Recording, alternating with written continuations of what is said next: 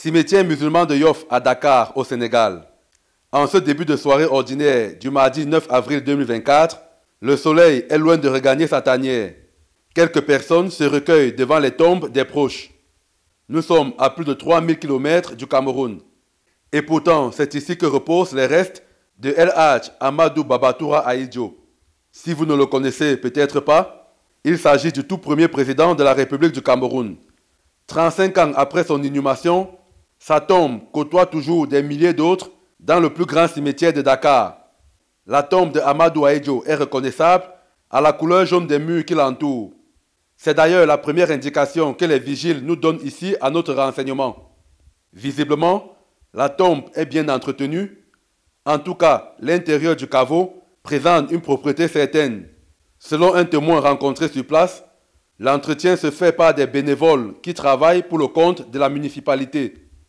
Aussi, notre informateur nous souffle-t-il que des membres de la famille du feu président viennent très souvent se recueillir auprès de leurs illustres disparus.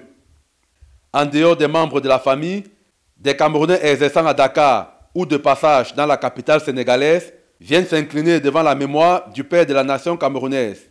Pour le reste, Amadou Ahidjo demeure un simple anonyme, comme beaucoup d'autres ici, dont les noms ne disent rien à ceux qui ne les connaissent pas.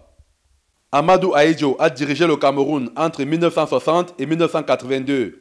Décédé le 30 novembre 1989, il a été enterré ici au cimetière musulman de Yoff à Dakar.